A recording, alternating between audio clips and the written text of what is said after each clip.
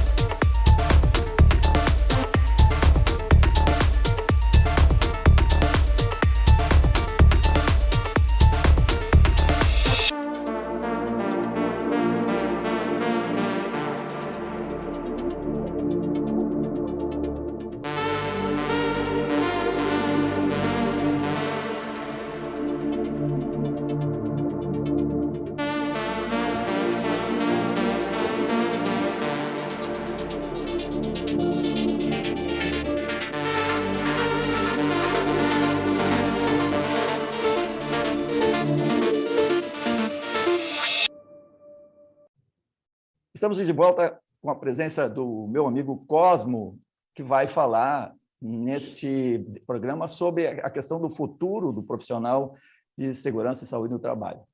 Olá, Cosmo, tudo bem com você? Olá, Alexandre, tudo bem com você, com todo o pessoal da Proteção? Um abraço para todos os amigos aí de Novo Hamburgo, esse pessoal que é sempre muito gentil quando a gente está aí na revista, aí na Casa da Proteção, né? É um prazer revê-lo. A gente não tem aqueles contatos de antigamente devido a essa crise que está aí, essa coisa que está aí, mas nem por isso deixamos de ter um bem-querer pelos outros, né? Perfeito. Obrigado, Cosmo, pela tua presença aqui nesse programa.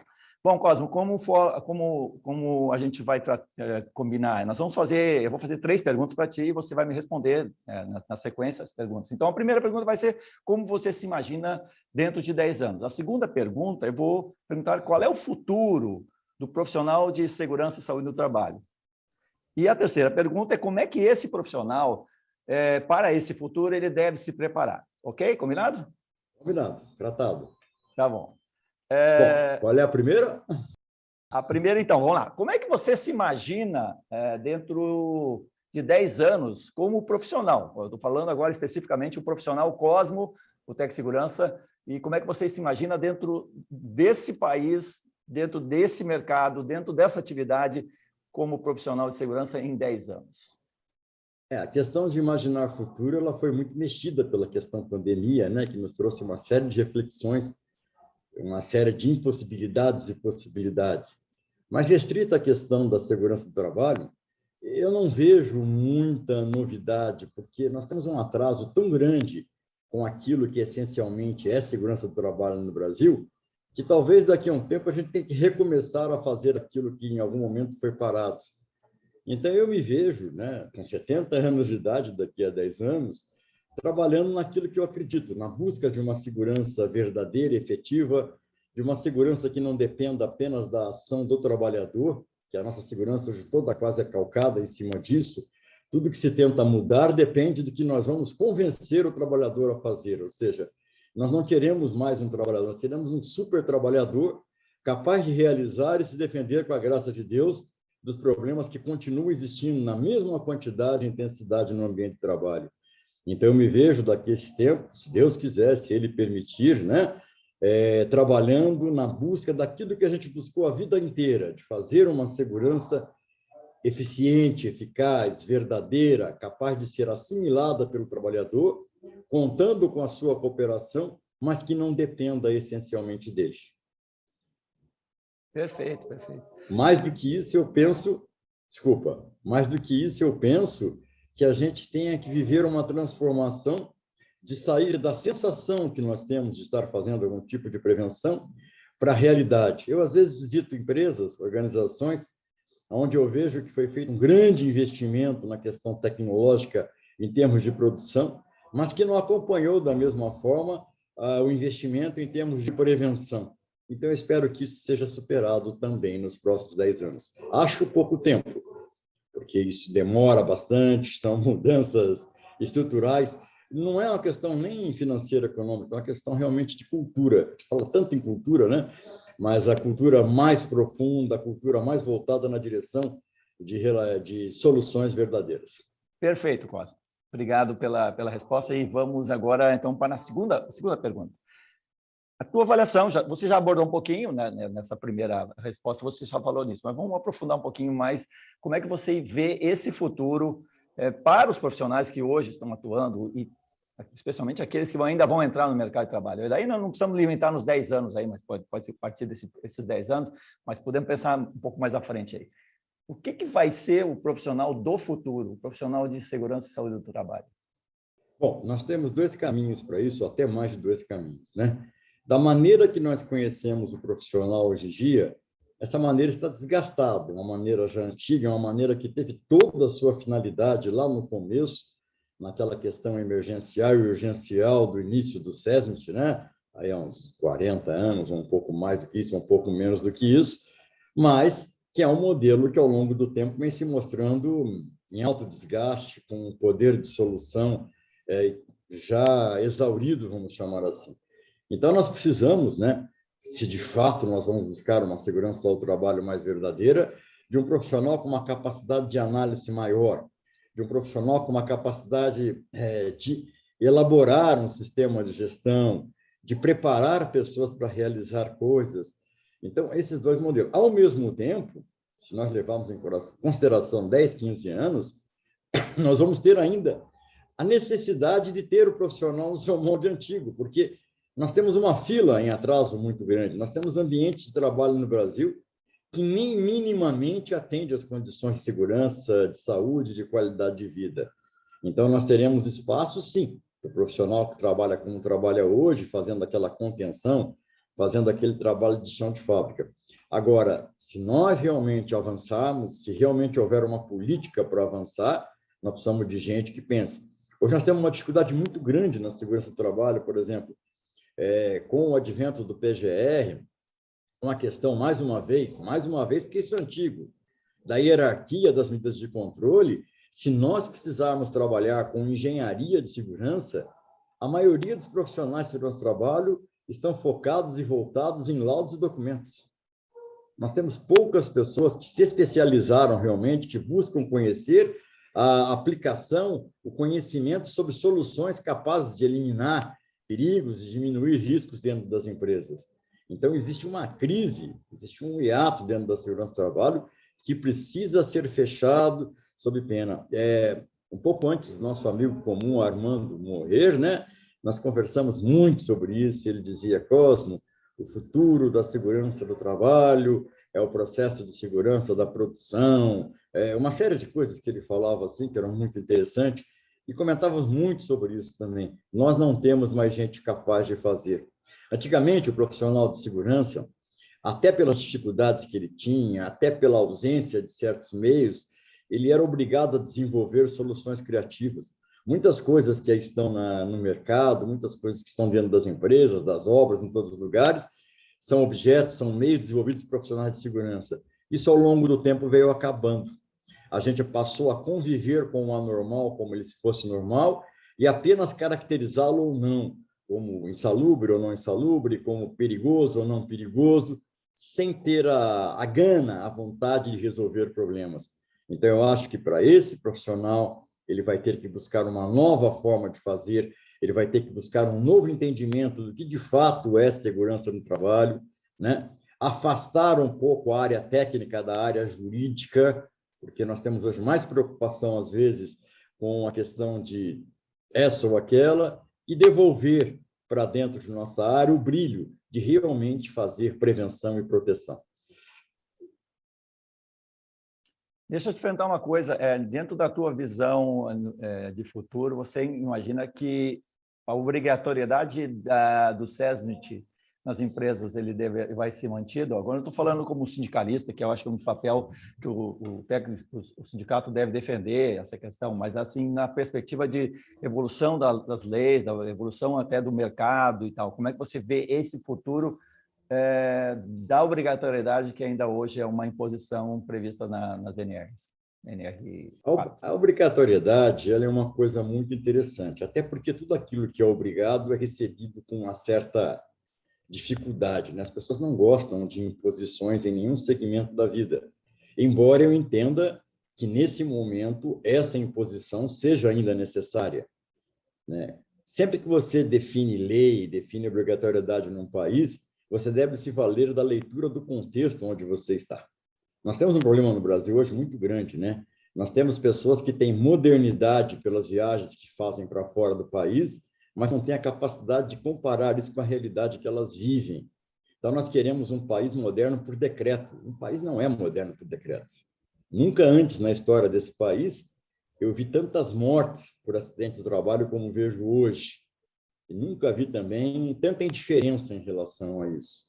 Então, existe uma realidade que pede ações mais fortes, mesmo que sejam transitórias, como foram quando foi criado o SESMIT. O problema é que a gente teve um transitório lá atrás, não fizemos a lição de casa e ele se perpetuou. E hoje a coisa continua a mesma. Então, eu querer mudar a obrigação do SESMIT sem que se tenha mudado a realidade do mercado de trabalho, a realidade das relações de trabalho, é simplesmente uma loucura. Nós vamos ter mortes assim sequenciais.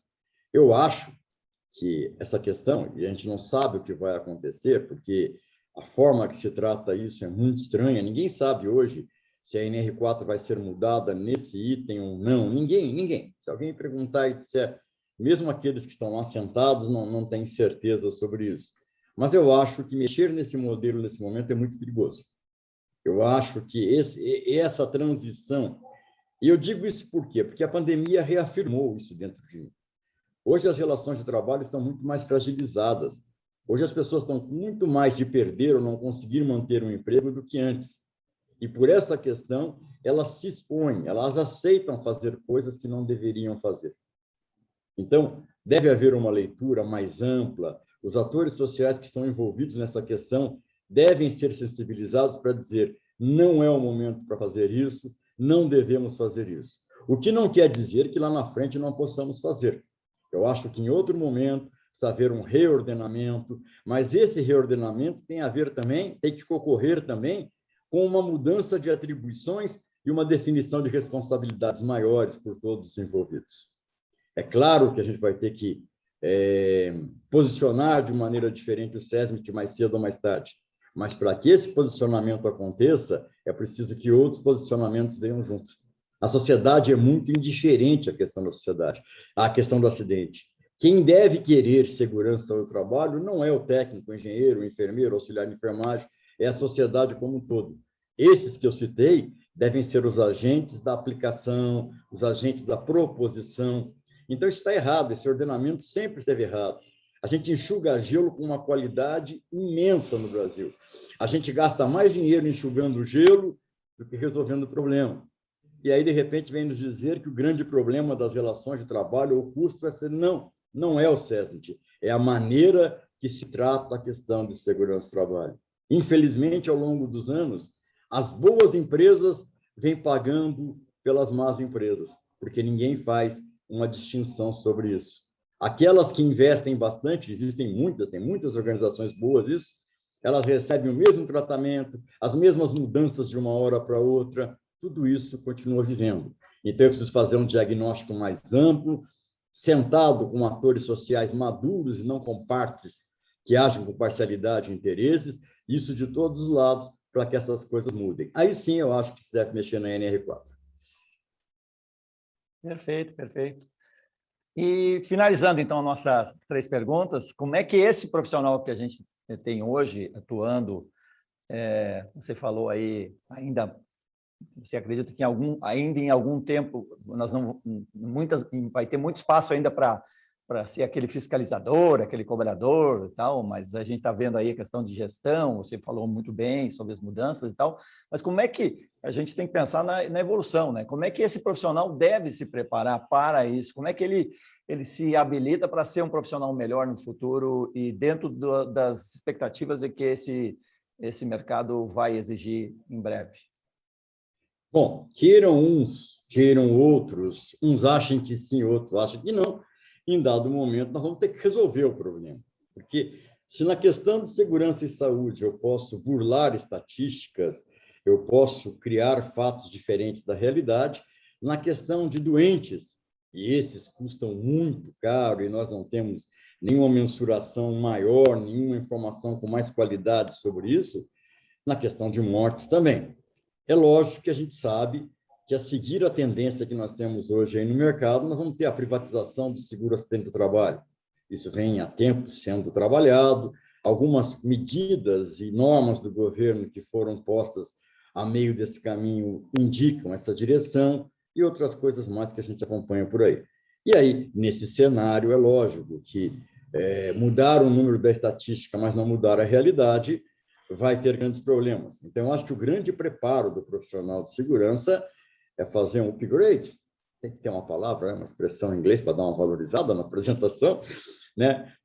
Para o entendimento de que é hora de pensar em resolver.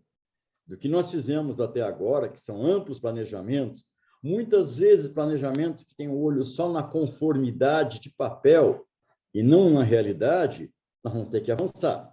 E aí vem uma coisa, será que nós sabemos fazer isso? Eu comecei uma série lá no nosso canal no YouTube sobre soluções práticas de segurança do trabalho. Eu fico buscando coisas aí do mundo, fico buscando coisas que se fazem, para que as pessoas entendam a materialização daquilo que faz. Não é a história de trabalhar com convencimento apenas, não é a história de trabalhar com emoções apenas, mas é a história de trabalhar com tecnologia em prol da prevenção. É a história de transformar um posto de trabalho, é a história de transformar uma atividade. Então, eu acho que esse profissional ele vai ter que buscar especialização em fazer e ser. Ele vai ter que trilhar caminhos na direção das soluções, né? Nós temos um amigo em comum, né? O Coleto, que foi meu chefe, é nosso amigo em comum, e quando o Coleto sofreu um acidente, foi muito doloroso para todos nós, quase perdemos ele, mas a primeira palestra que ele fez depois do acidente foi num evento lá do SESC, dentro de um evento da proteção, inclusive, aqui em São Paulo. E ele, muito emocionalmente, dizia o seguinte: eu, durante anos, fui engenheiro.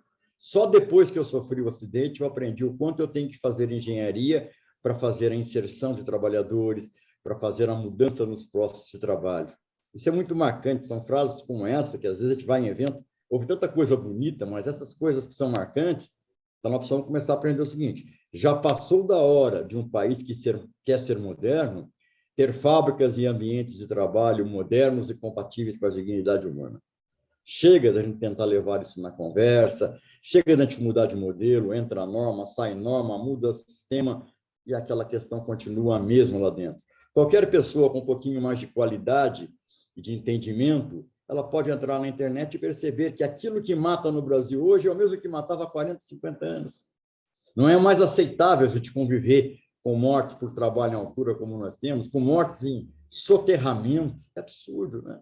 E a gente parece que cultiva esse momento da vida, essa atividade, essa forma de ser e da vida a ele. Então, eu acho que, para o futuro, nós vamos ter que sair do momento do planejamento, do reconhecimento, para um momento de controle e de forma muito poderosa.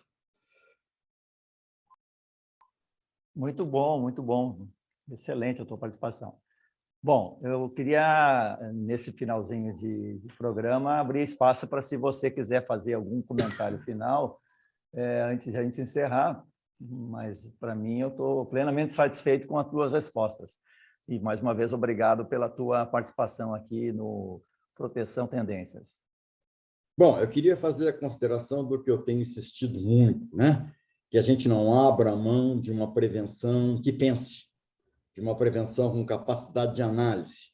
Ao longo do tempo, a gente vem ouvindo e vendo muito a tendência de uma... A gente quer buscar no novo o velho. A gente quer, no PGR, por exemplo, encontrar mais um formulário a ser preenchido com essa qualidade ou com aquela qualidade e sem pensar na finalidade, que é a simplicidade de criar um consolidador, algo que seja capaz de ser um painel nesse Boeing que não tem asas no Brasil, que é o Boeing da prevenção de acidentes. A gente tem um painel, tem um simulador lindo, mas raramente ela voa, né? Aquela coisa maravilhosa que a gente tem, mas que voa. Então, eu espero que as pessoas, ele tem falado isso bastante nas lives, algumas coisas, não percam essa capacidade de pensar e, muito especialmente, para encerrar, não percam a capacidade de entender a finalidade da segurança e saúde do trabalho. Segurança e saúde do trabalho não é aquela área que a gente aprendia nas escolas antigamente, de fazer um trabalho de escola com uma capinha colorida, de colocar florzinha. Esse trabalho ele tem que ter a capacidade de transformar ambientes de trabalho, de proteger a vida de pessoas. Então, nós estamos olhando muito para a vírgula, muito para o detalhe, mas estamos esquecendo da finalidade das coisas. Se o seu trabalho não atinge a finalidade, ele só serve para alimentar o seu ego. E não é para isso que a gente trabalha. Ok? Acho que era isso. Valeu, Cosmo. Muito obrigado pelas tuas palavras aí. Acho que foram enriquecedoras para todos os que estão assistindo a esse programa. E eu queria agradecer mais uma vez a tua presença e convidar você para mais uma edição, que em breve estaremos colocando toda semana estaremos postando depoimentos desse programa que vai abordar nessa primeira temporada sempre o tema, o futuro dos profissionais de segurança e saúde do trabalho. Até lá, e um grande abraço a todos. Outro, um abraço a todos.